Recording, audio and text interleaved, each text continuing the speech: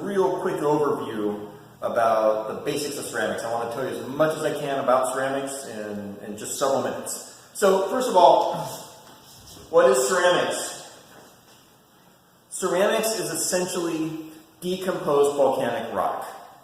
And because the world's basically made out of volcanic rock, we find ceramics or clay everywhere around the world in huge quantities. It's the most abundant resource we have for making things out of. And just so you know, I love clay. I just find this to be an amazing material.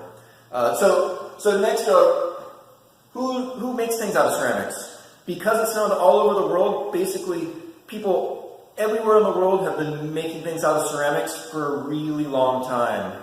The first indications of recorded civilization date back about 5,000 years.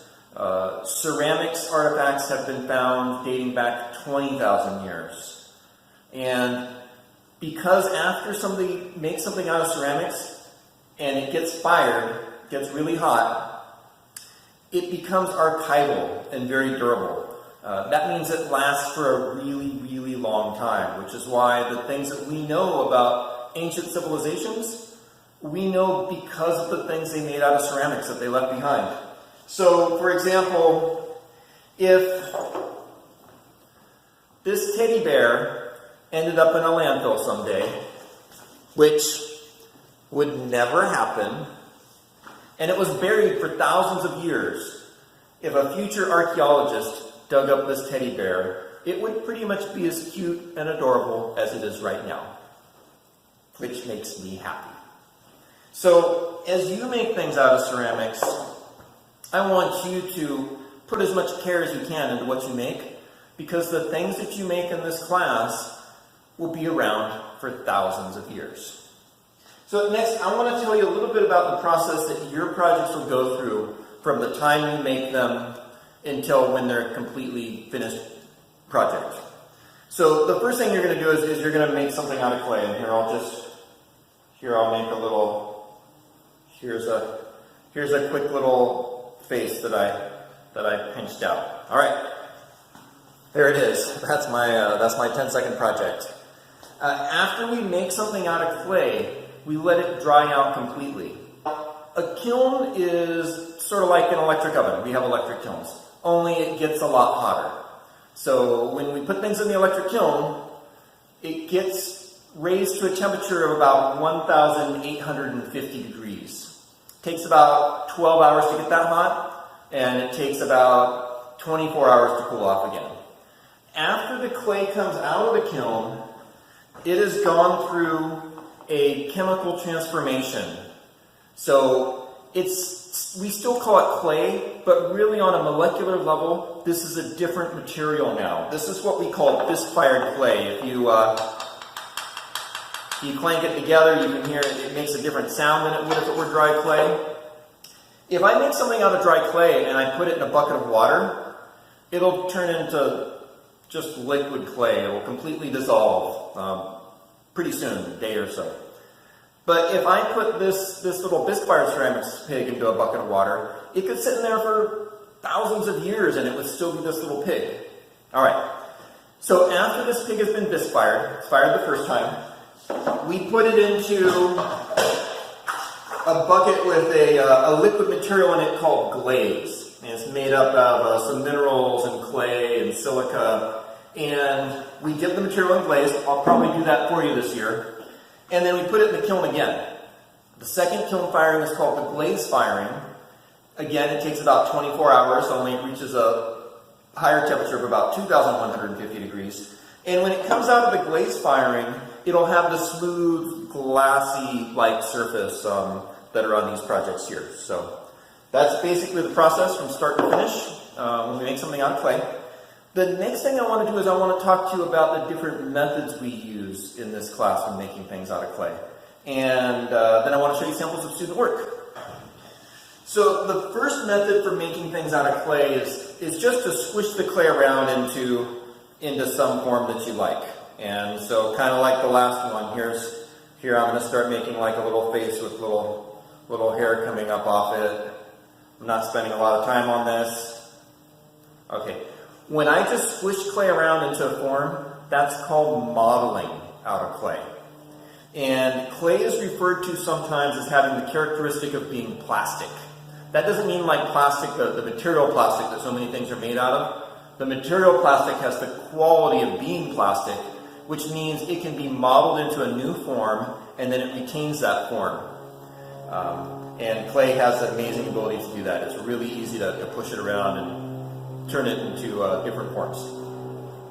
When we model things out of clay, we need to make sure that what we model is not too thick when we're done.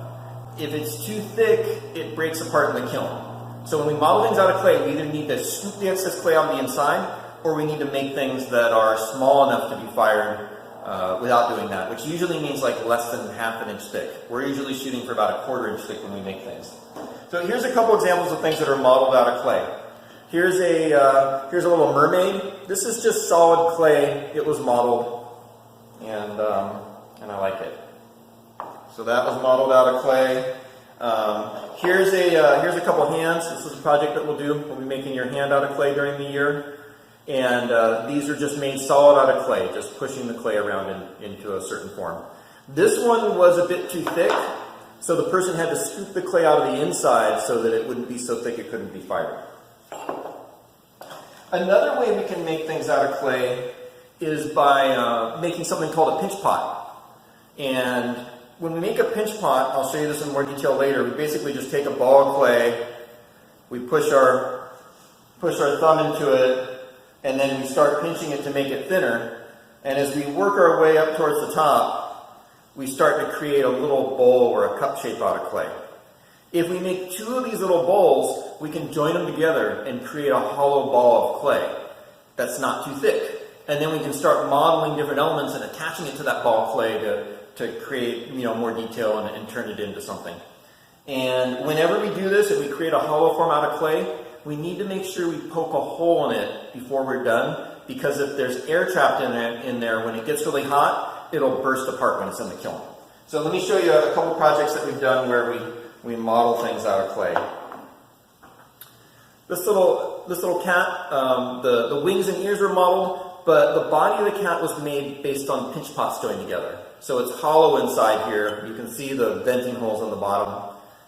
So a pinch pot based project with modeled elements. Here's a little dog. This one actually was not based on pinch pots.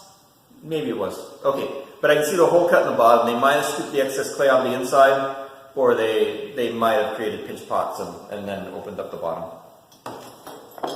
This is a student from several years ago who really liked to model things out of clay instead of making pinch pots. So they'd make things solid and then take the time to scoop all the clay out of the inside. We oftentimes do a little project making heads out of clay. Again, this was formed initially with pinch pots, so the big ball-like form of the face was made by joining 2 pinch pots together, and then the extra details were added on it, and they made a big hole in the bottom to make sure that it wouldn't come apart when it got fired. So here's another little face based on pinch pots. This little fish based on pinch pots joined together. Another way we can make things out of clay is we can flatten clay out into a flat sheet. This is called a slab of clay. And when we make slabs of clay, we can cut those slabs up and we can start creating forms by joining together pieces made from slabs of clay. So we'll be making some mugs in class. This is made out of a slab of clay. We'll be making some slab construction bases. So these bases are made from slabs or flat sheets of clay.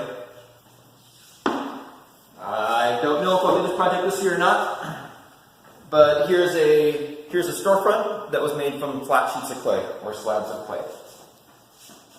And I'll show you one more slab project. I usually do this where we make geometric designs and then make a little round box and use this as a lid. So again, these are made from flat sheets of clay or slabs of clay. We can also make things out of what are called coils of clay, which is just sort of a long rope-like shape. And if we take these shapes and we wrap it into a circle, and then we start stacking the coils on top of each other, we can start to build up a form that way. And later I'll show you how to do this correctly. But this is the beginnings of a coil pot, and oftentimes we'll make a vase or a teapot using coils of clay. So this is a vase that was made from using coils of clay. And those are the main basic ways we work. Sometimes we also use something called a throwing wheel. One thing I want to mention before I end this video is that during this class, I want to really encourage you to find visual references and to look at the thing that you're making. Because when we just make something up out of our head, we tend to create a symbol of that thing instead of something that looks a bit more like it in reality. And so here are two pigs, and they're both adorable, and they both, very much be passing grades. But notice on this pig, the person really observed the form of the pig. They added details, the shape of the legs, the shape of the snout of the pig, its ears. And this is a very cute little pig that was made just out of someone's head without observing those details. And they're both cute, and I like them both. But I do want to encourage us to really work from visual references. I'll show you one more example of somebody who continued to practice after high school, and they brought back one of their little animals to me. And this is someone who did a really fine and detailed job. And I'm not expecting this level of accuracy from first year students, so I don't want you to feel intimidated. But I just want to mention that one of the things I really love about clay is that somebody of any age who's just starting can make something adorable out of clay. But unlike a lot of things where once we practice it and we learn it and we kind of get as good as we're going to get at it, working with clay is something that we can practice and get better at our entire lives. And I'm hoping that, like myself, you will get hooked on clay and that it'll be something that you'll want to do for the rest of your life. So welcome to ceramics.